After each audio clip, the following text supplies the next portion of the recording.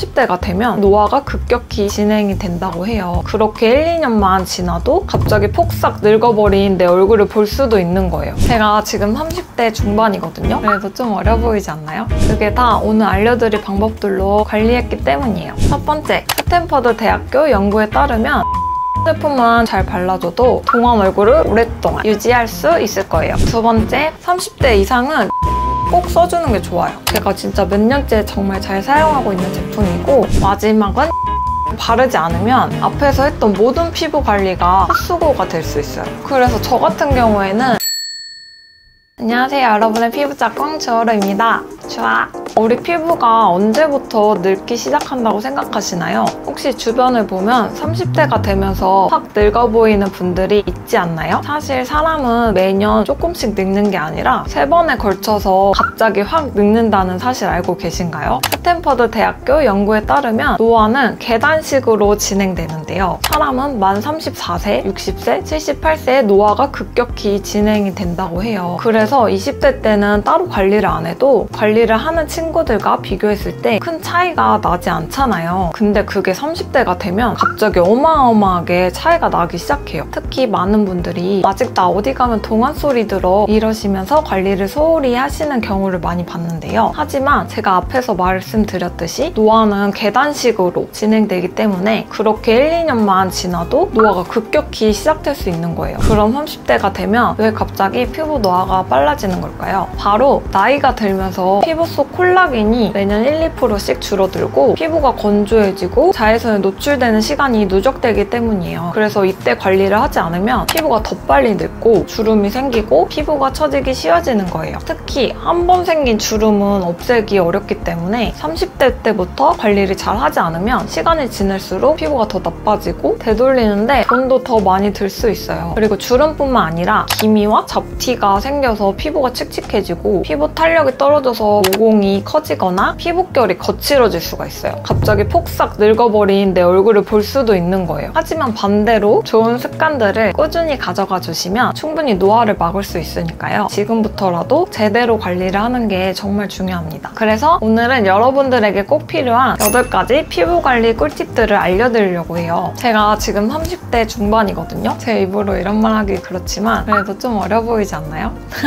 그게 다 오늘 알려드릴 방법들로 관리했기 때문이에요. 이 꿀팁들이면 나이가 들어도 동안 얼굴을 오랫동안 유지할 수 있을 거예요. 그럼 본격적으로 알려드리기 전에 구독, 좋아요 부탁드릴게요. 그럼 시작해볼까요? 고!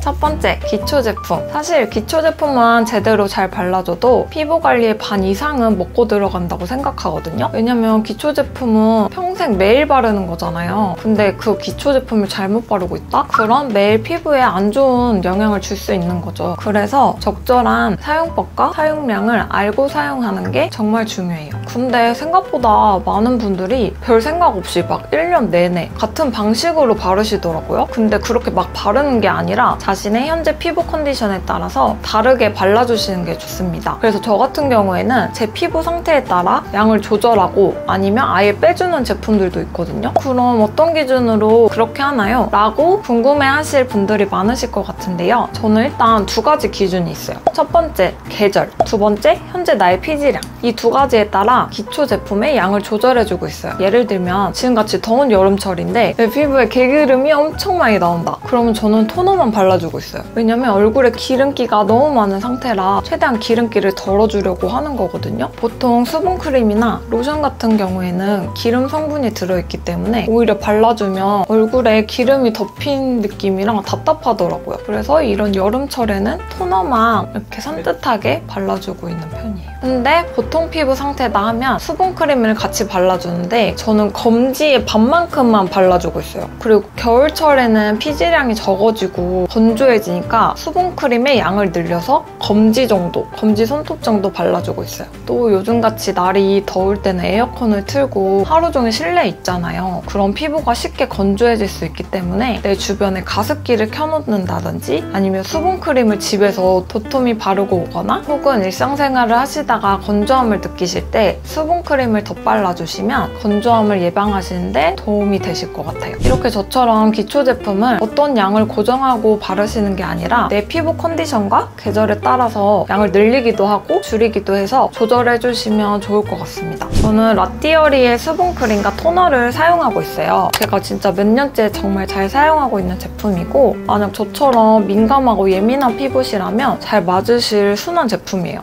두 번째, 팩. 사람이 늙어 보이는데 가장 큰 역할을 하는 게 뭘까요? 바로 주름인데요. 이 주름이 생기는 이유는 여러 가지지만 그중 우리가 쉽게 막아줄 수 있는 원인이 바로 건조함인데요. 피부의 수분을 잘 보충해주기만 해도 주름, 즉 피부 노화 예방에 큰 도움을 줄 수 있어요. 그래서 앞에서 기초 제품 바르는 방법도 강조했던 거고요. 하지만 이 기초 제품만으로는 피부에 수분감을 충분히 주기에 아쉬움이 느껴지는데요. 이럴 때 사용하면 좋은 게 바로 팩입니다. 특히 지금같이 여름철에는 알로에 팩을 이용해서 얼굴에 수분을 듬뿍 넣어주시면 피부 노화를 예방하는 데 큰 도움을 받으실 수 있어요. 저도 이렇게 날이 더울 때는 일주일에 한 번 이상은 하는 것 같아요. 제가 하는 방법을 소개해드리자면 먼저 얼굴 세안을 깨끗이 해주시고 맨 얼굴에 알로에 겔을 골고루 펴 발라주세요. 알로에 겔을 바를 때 저 같은 경우에는 다이소에서 파는 이런 스파츌라가 있거든요. 이거를 이용해서 발라주고 있어요. 이 제품을 이용해주면 좀 더 피부에 빈틈없이 발라줄 수가 있더라고요. 그래서 이렇게 잘 펴바르신 다음에 인터넷에 검색하시면 순면 마스크를 팔아요. 제가 링크 더보기란에 첨부해드릴게요. 이거를 물에 살짝 적신 후에 알로에 겔 위에 올려주세요. 그러면 알로에 겔이 쉽게 마르지 않고 수분감이 오래 갈 수 있거든요. 이렇게 10분에서 15분 정도 있다가 마스크를 떼주시고 가벼운 물세안으로 이 알로에 잔여물을 다 제거해주세요. 그리고 평소 바르시는 기초 제품을 발라주시면 됩니다.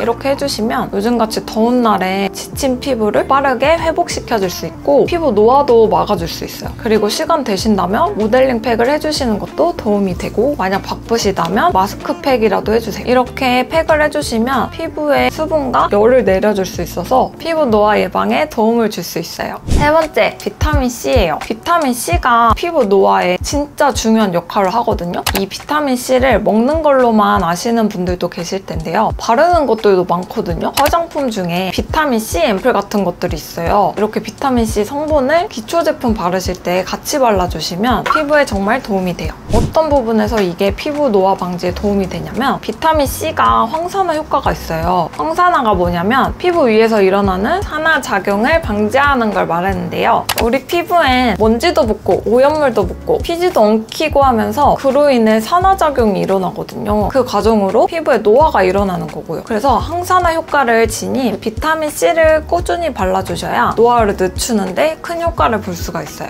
이 비타민C 성분은 크게 두 가지로 나뉘는데요. 순수 비타민C랑 비타민C 유도체로 나뉘어요. 그럼 두 개가 무슨 차이예요? 하실 것 같은데 차이를 쉽게 설명드리자면 순수 비타민C는 효과는 좋지만 피부 자극이 있어요. 하지만 비타민C 유도체는 효과가 그보다는 덜하지만 그만큼 피부 자극도 덜하다 라는 차이점이 있어요. 그래서 자신이 피부 자극에 얼마나 민감한지 체크하시고 그에 맞는 성분을 선택하시면 좋을 것 같아요. 저 같은 경우에도 요즘에 햇빛이 뜨거우니까 비타민C를 발라주고 있거든요. 근데 저는 아무래도 민감하고 예민한 피부이다 보니까 순수 비타민C보다는 비타민C 유도체 앰플을 발라주고 있어요. 바로 이솔의 페이셜 리커버리 부스터 앰플이에요. 이게 비타민C 유도체랑 나이아신 아마이드 등 여러 좋은 성분들이 함유된 앰플이고 제가 느끼기엔 자극도 덜해서 사용하기 좋더라고요. 그래서 저는 아침에 토너 바르고 그 다음에 수분크림이랑 이 앰플을 한 방울 섞어서 발라주고 있어요. 다시 말씀드리지만 비타민C 유도체도 어느 정도 피부 자극이 있어서 저처럼 피부가 많이 민감하신 분들은 제가 사용하는 방법대로 사용하시면 좋을 것 같아요. 네 번째는 레티놀이에요. 30대 이상은 레티놀 꼭 써주는 게 좋아요. 레티놀이 진짜 좋은 성분인데 왜 좋냐면 하는 역할이 다양하거든요. 모공 섬유질을 강화시켜주고 각질이 탈락하고 재생되는 속도를 빠르게 해줘서 새로운 세포들을 올려주는 역할을 하거든요. 그래서 30대 이상이시라면 이 레티놀을 같이 써주셔야 노화 방지 효과를 보실 수 있어요. 근데 이 성분 또한 피부 자국이 있는 성분이에요. 그래서 사용하신다면 저농도 제품으로 사용하시는 걸 추천드려요. 욕심내시다가 고농도 제품을 쓰셔서 피부 뒤집어지시는 분들 많이 봤거든요. 나왔거든요. 그래서 이런 자극 있는 성분들을 사용하실 때 항상 저농도부터 시작하시는 게 좋습니다. 저는 이니스프리 레티놀 앰플을 사용해주는데요. 이 제품의 레티놀 함량은 사실 적은 편이에요. 하지만 저는 민감한 피부라서 높은 함량을 바르면 뒤집어질까봐 겁나서 못 바르겠더라고요. 그래서 함량이 적으면서 성분 구성이 괜찮은 걸 찾았는데 이 제품이 딱 제가 찾던 타입의 제품이더라고요. 레티놀 농도가 낮긴 하지만 그래도 저는 자극이 될까봐 무서워서 이것 또한 수분크림과 섞어서 바르고 있어요. 그리고 레티놀 사용하실 때 주의하실 게 있는데 레티놀 성분이 햇빛에 약한 성분이라 꼭 저녁에만 발라주셔야 돼요. 그래서 저도 밤에 다 씻고 토너 바르고 수분크림에 레티놀 앰플 양을 면봉의 손 크기만큼 짜서 섞어서 얇게 펴바르면 적당하더라고요.